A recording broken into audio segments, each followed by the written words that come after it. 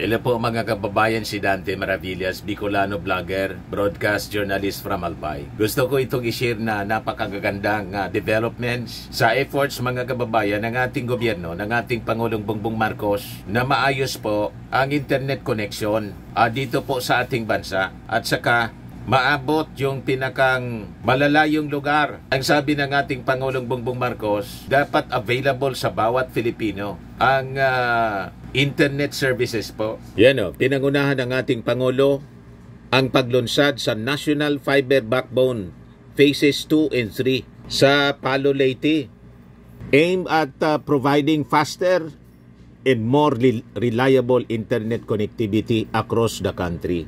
So during the program, yung ating Pangulo, siya yung nagpindot ng digital button, switch on, ng test equipment para ilunsad ang national fiber backbone that will expand by an additional 1,781 kilometers of fiber optic cables sa Regions 2, Cagayan Valley, Region 4A o 4-A or Calabar Zone, Region 5, Bicol Region, Region 8, Eastern Visayas, Region 10, Northern Mindanao, and Region 11, Davao.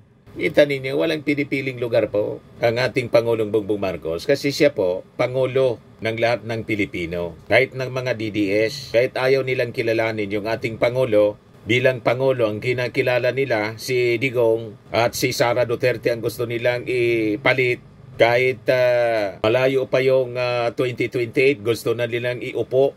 Pero yung yung ating Pangulo, kapakanan ng lahat, kabutihan ng lahat, ang kanyang iniisip, wala siyang pinipiling lugar na kumo hindi kanya, mga swail yung mga tao, kalaban sa politika, ipagkakait niya ang ganitong uri ng serbisyo. Wala siyang ugaling ganon, mga kababayan. Yan ang maganda sa ugali ng ating Pangulong Bongbong Marcos. Kahit nga dito sa amin, kasama yung Bicol Region, at ang daming projects dito sa amin, mga kababayan, ang administrasyon ng ating Pangulo. Mas marami pa kaysa sa mga previous administrations. Mga dilawan. Panahon ng mga dilawan po, kukunti po mga projects na kukuha namin dito. Pero opposition country ang Bicol. Kaya ngayon, sigurado magbabago na. Di ba? Sabi ng ating Pangulo sa kanyang speech, when we say fiber backbone, the flow of information is faster.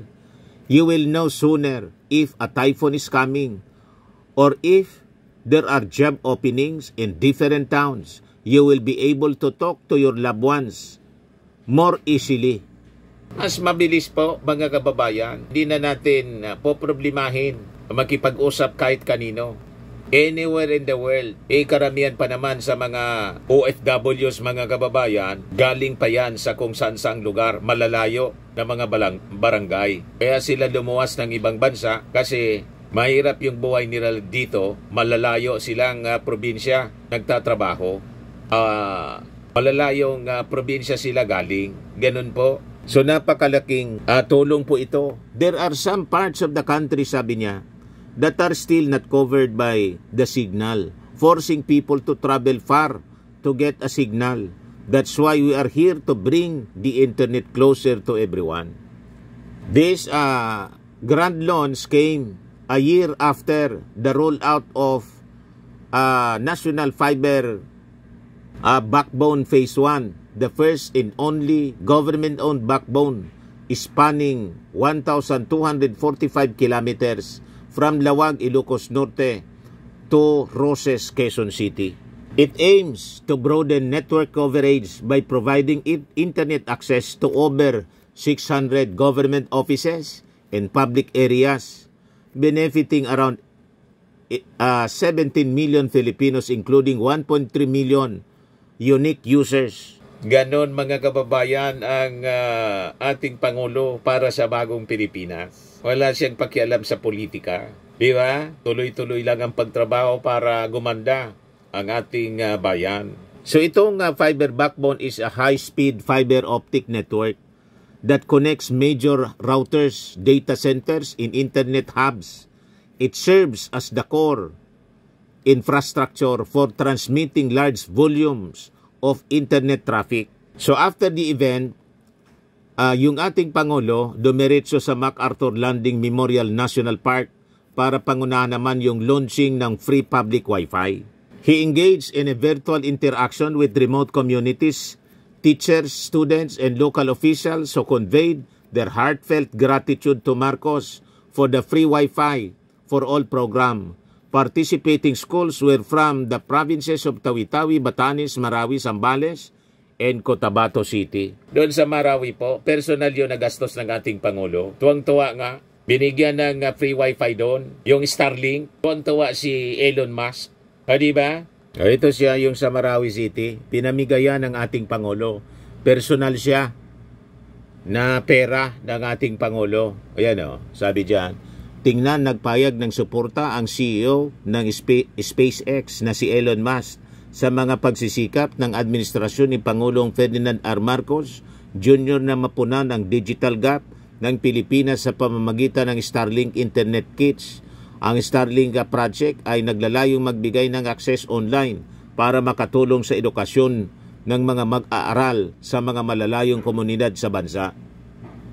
Yan o, post ni Elon Musk ng Starlink. Wala pang ganon, mga kababayan na presidente, na umupo ganon kasipag at ganon ka-advance mag-isip po at walang tinitingnan kulay politika. Lahat mga kababayan, ginagawa niya para maserbisyuhan ang bawat isa sa ating mga mamamayang Filipino. Ito yung mensahe ng ating Pangulo. Pakinggan natin mga kababayan. Mga kababayan, ang pinapasinayan natin ngayong Phase 2 at Phase 3 ng National Fiber Backbone ay tulay ng impormasyon at ng serbisyo. Dahil dito, halos 1,800 kilometro ang nailatag para sa bagong fiber network na ito.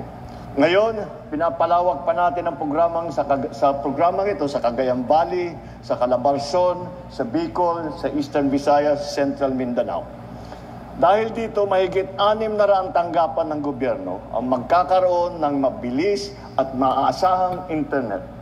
Mapapakinabangan ito ng halos 17 milyong Pilipino, 17 million Filipinos. At kapag buo na ang National Fiber Backbone, maaari pang mabawasan ang gastos ng mga telco at internet provider dahil may sarili na tayong infrastruktura. Mas abot kayang internet, mas maraming Pilipino ang konektado. Ito po ay tinatawag nating digital bayanihan. Ito ang isama-samang pagkilos ng pamahalaan, pribadong sektor at bawat Pilipino para siguraduhin walang maiiwan sa digital world. Pero habang pinapalawak natin ang koneksyon sa bansa gamit ang mga fiber optic cable, huwag natin kalimutan ang koneksyon sa lupa. Alam ko po ang ramdam ninyo ang abala rito sa Leyte dahil sa kalagayan ng San Juanico Bridge. Mahabang pila, mabagal ang biyahe, maraming naabala. Kaya sa DPWH, talagang tinutulak natin sila na bilisan ang retrofitting. Tapos, para matapos agad ng maayos. Inatasan ko na ang DPWH at DBM na hanapan agad ito ng solusyon. Agaran tayong kumilos at patuloy na kikilos upang muling maging ligtas at matibay ang ating San Juanico Bridge. Mga kababayan, mula digital connectivity hanggang sa ating infrastruktura, patuloy nating binubuo ang mga tulay ng pag-asa. Diba? Kasama si Martin Romualdez. Ayun. Very good. Napakabilis ng speed, oh. Testing upload speed. Grabe.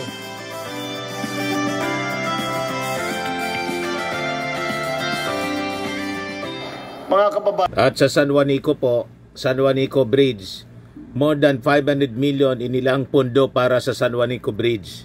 So inatasan na ng ating Pangulo ang DPWH na pabilisin ang pagsasaayos at kumpletong pagpapanambalik ng tulay.